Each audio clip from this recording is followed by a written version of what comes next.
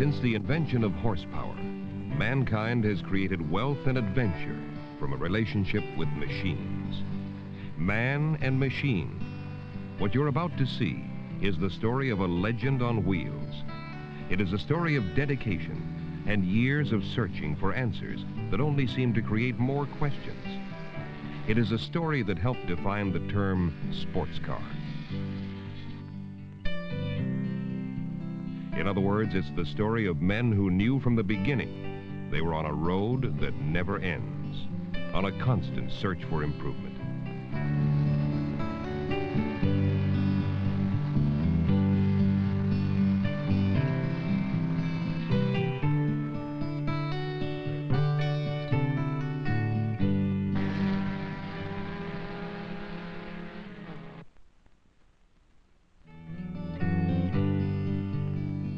It was a simple, powerful piece of machinery that quickly attracted a cult. From the beginning, it was not intended to be merely a means of reaching point B from point A. They named it the Triumph and watched it evolve into the graceful lines of this sleek champion, the TR6. It was and is an invention born and bred for racing. Drivers who have experienced the sensation of pushing this tough little machine to its outer limits remember the experience with unusual affection. Midwest champion Dennis Wilson describes a loyal machine, a ride that refuses to quit. I think just overall handling, but the big thing is the engine. The engine is just so versatile. It seems like you can, whatever I've had to ask of it in a race, it's always seemed willing to give everything it could, you know, when I needed it. And I think things like that, you know, that's really the clincher. To a three-time national champion like Lee Mueller, the only right word for this relationship is pleasure. Well, the car was really a pleasure to drive. It handled it extremely well. It was a very fast car, had good horsepower, and something like this that allows the driver to use himself more as far as being able to control the speed through the corners. And when you get to a real fast corner that, you know, you have a choice of taking it full throttle or part throttle. That car allowed you a lot more freedom than other cars did to decide for yourself exactly how fast the corner was. Over the years, even the loyal opposition, including former Datsun driver Bob Sharp, had to admit there was something special about any race against this rugged British challenge. The TR6 with its low center of gravity and really low frontal area was a very good handling car and really gave us something to shoot for. They used as much of the car as they had to win. And when we came along and challenged them a bit, they just turned the wick up a little bit more until we made them turn the wick all the way up. Then we had some competitive racing. Bob Tullius, the man in charge of turning up that mysterious wick during East Coast racing efforts, helped improve the breed to the point where it simply won most of the time. It was the best handling sports car, and it was acknowledged. The people in the industry looked at the car, and it was virtually unbeatable. It got beat, but we were being beat by cars that were vastly superior, and we were highly competitive with them. The car was a second a lap slower than we were making it go. I'm guessing, and it would have to be a guess, that it won 80% of its races. A winner 80% of the time, an amazing record in any sport, especially the demanding, exacting, frustrating world of road racing.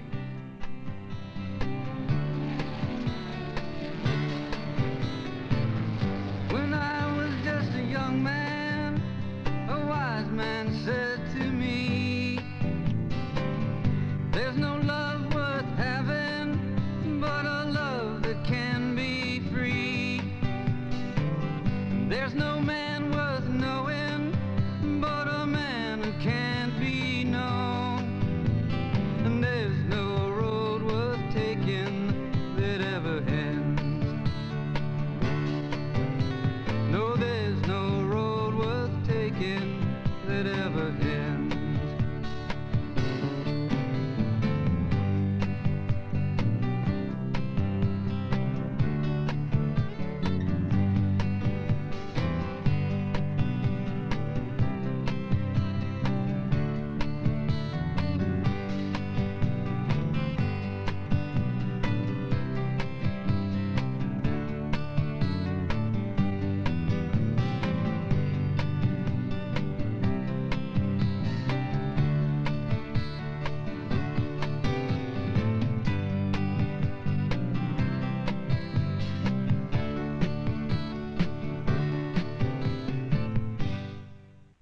Success by Design is presented by Triumph Sports Cars. England in the early 50s, and Sir John Black of Standard Triumph was itching to get into the sports car business. Sir John's formula for this adventure was simple. You put a powerful engine in a small two-seater chassis. This combination would be exciting, durable, and stingy with gasoline. In 1952, this dream became a reality, a prototype that could do over 90 miles an hour. Full of potential, but rather rough around the edges, this first TR sports car needed some serious refinements. Sir John and other backers of the TR concept then asked rally driver Ken Richardson to help them modify and improve this new breed. Following a few test runs, Richardson agreed.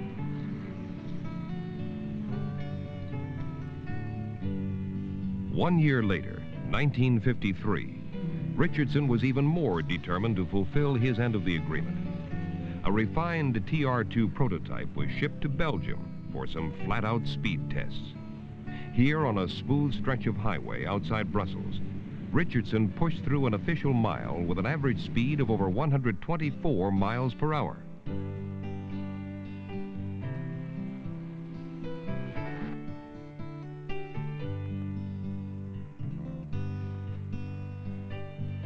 Following hours of additional endurance runs at over 100 miles an hour, the TR2 was pronounced ready for the production line. The first production models rapidly earned a reputation for ruggedness and reliability, with several impressive rally victories, including the French Alpine. Even today, its performance characteristics are impressive. With a top end over 105 miles per hour, the stock TR2 could squeeze 34 miles out of every gallon of gas.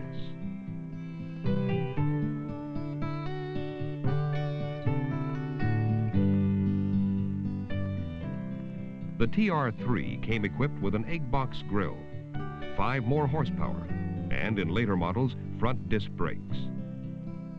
These rugged champions were competitive in all forms of racing, including the Circuit of Ireland, and in 1955, the 24 Hours of Le Mans.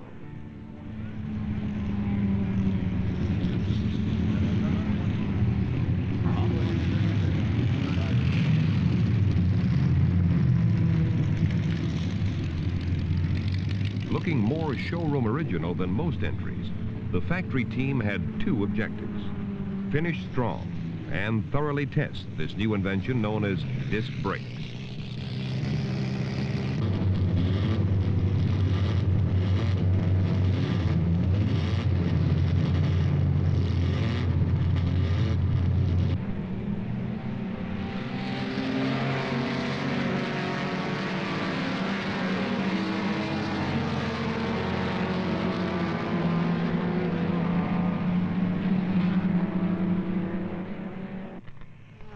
With race modifications, these TRs went over 120 miles per hour on the famous Mulsanne Straight.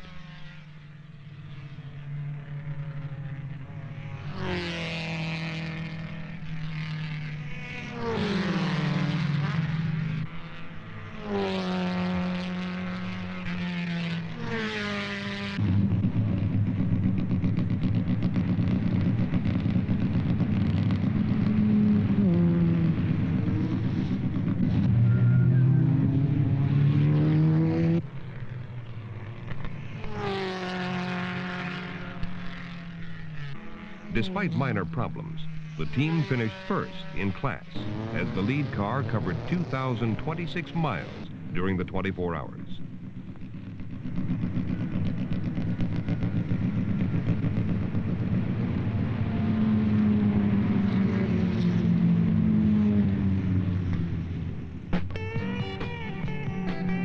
In 1962, a sleek new kind of Triumph arrived on the scene.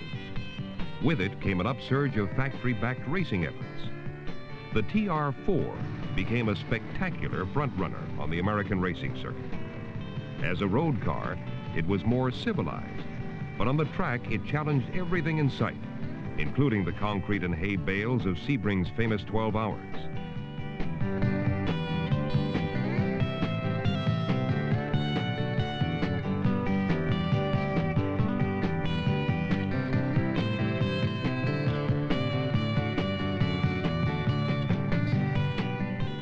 It was 1963, and the new fours, led by Bob Tullius, dominated their class.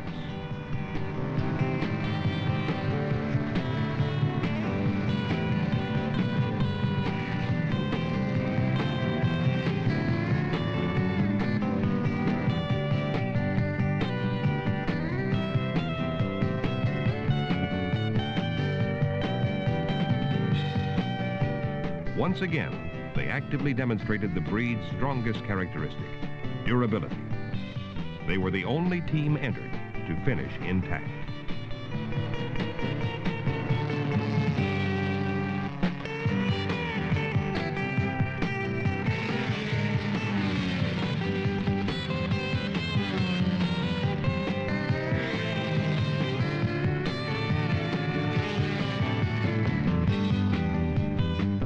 By 1968, over 70,000 fours had been welcomed by an American market hungry for the sports car experience.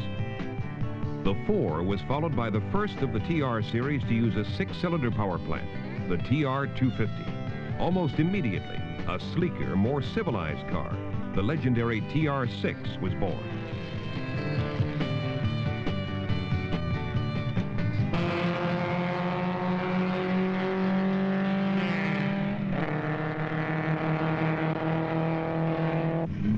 Bob Tullius, a five-time national road racing champion, recalls the birth of the six with some pride. And the TR-6 was a natural evolution, and it was a smooth transition, and it turned out to be a beautiful TR-4, TR-250 combination into the smooth lines that we envisioned it could have been. Aerodynamically, it wasn't the best car in the world. It had a lot of frontal area. But on balance, with the handling, the strength of the engine, there will not have been a better car for club racing in the SCCA ever.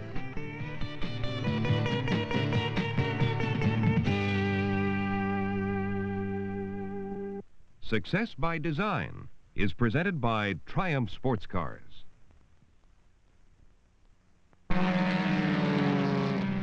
The Six continued the roughhouse tradition established by its ancestors in the 50s and 60s. With a strong international pack hot in pursuit, it consistently fought its way to the American road race of champions.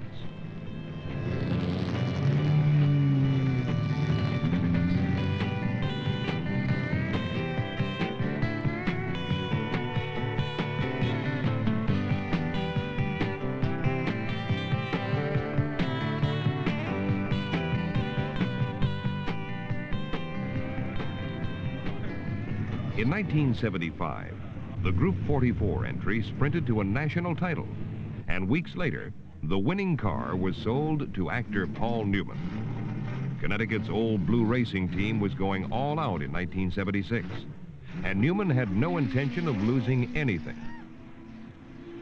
Relegated to the role of classic car with the appearance of the wedge-shaped sevens, this stubborn little guided missile refused to retire gracefully. In the finals at Road Atlanta, Newman skillfully put the defending champ at the top of the pack with a qualifying run of 93 miles per hour. West Coast contender Lee Mueller describes the atmosphere. He gets in front of you down the straight, you're dead if he can do it for 18 laps. How sideways can you get that thing? Lots of practice doing that, too. Make it wide so we can catch up. Trouble is, when you get there, you say, Yeah, it's just how long can I hold the breath afterwards, How deep a breath can you take? But, yeah, it ought to be interesting, man. It starts going to be interesting because you know what we're going to be faced with, right? So prior to the race, I had, heard how he was doing and how fast he was going. And at the time, we were having our own problems with the TR7. And I didn't think that if we got our act together, that Newman would pose a problem. I didn't think he would be that big a threat. He had been back to Atlanta before, had never been successful, had his own problems, and was trying to get himself together as a driver. And I think that I wasn't aware of how much together he had gotten himself. And so when he did turn a legitimate time. There's no question that he belonged on the pole. But prior to the race, I didn't think he'd ever be there. And so I gained quite a bit of respect prior to the race for Newman as a driver, that he was able to do that, and to overcome his own personal problems as far as, you know, having to race like he does, like a man in a cage, is got to be highly difficult. And I think he just did a beautiful job.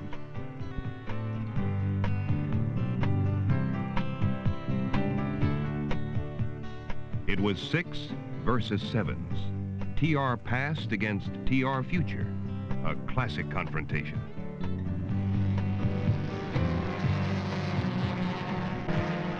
When we got the green flag to start the race, I had to jump on what I thought was the field. And Jim Fitzgerald, who is a hard charger and always gets a good start, both of us got an excellent start, went by Newman, and Fitzy led me up the hill, and I was second, and we pulled away from the pack. Newman just wasn't ready for how fast we would start the race.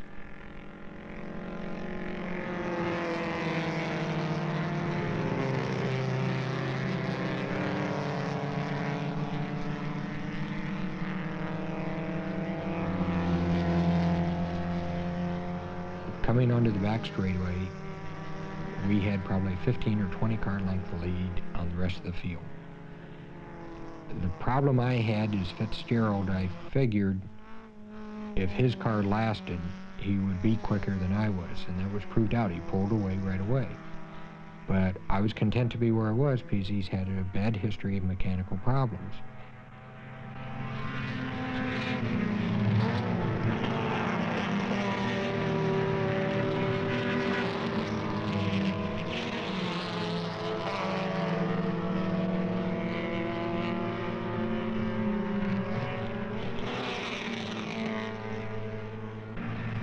A Yenko Stinger, driven by local favorite Jim Reeve, then charged into the picture to challenge Fitzgerald and his Datsun for the lead. At this point in the race, Mueller and Newman were content to watch this struggle over the 2.7-mile course. Turning each lap at over 90 miles per hour, they waited for the pace to take its toll, and it did. In a winner-take-all half-hour sprint, drivers stretched their cars to the limit. A former champion compared the experience to carrying an egg with a pair of pliers. You have to squeeze, but there is no margin for error.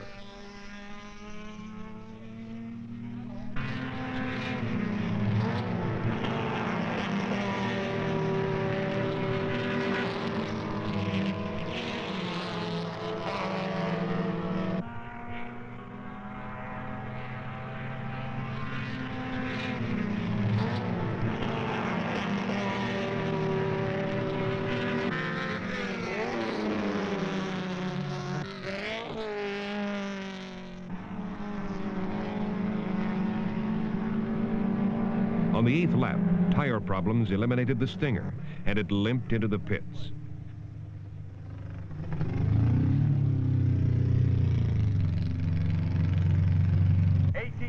Into this race, over half over, 18 minutes. With 9 laps completed, we're going to lap number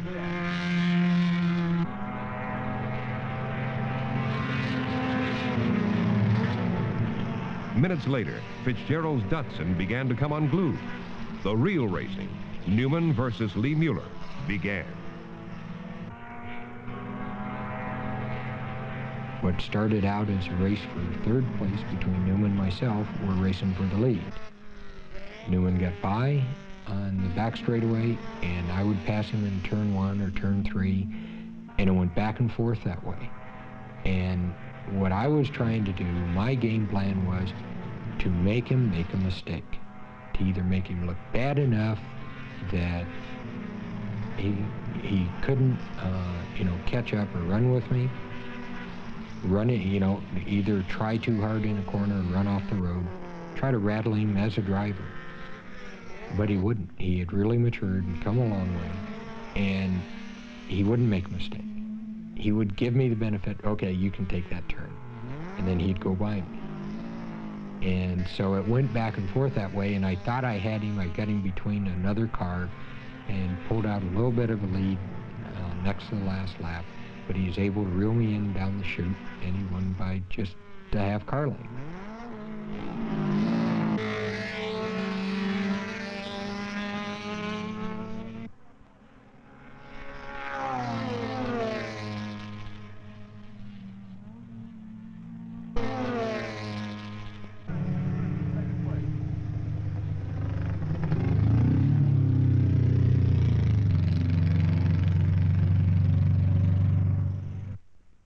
Success by Design is presented by Triumph Sports Cars.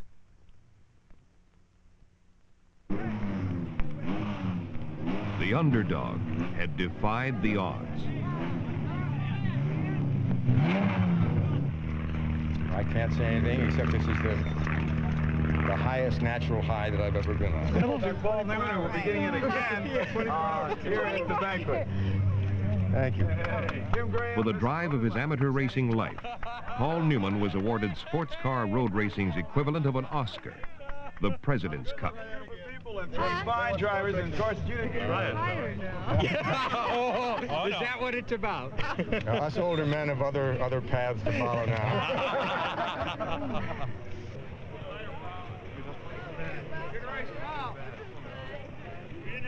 Tough and defiant to the last, the sixth in a great series of sports cars simply refused to pull over, even for the future. But time and progress ultimately catch even the fleetest contender. Today, there is a V8 in the TR Series future. A future that will continue to define and redefine the mechanical mystery known as the sports car on a road that never ends.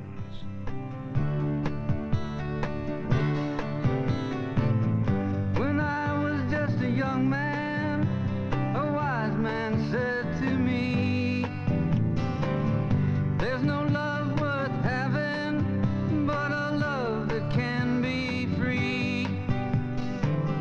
There's no man worth knowing, but a man who can't be known.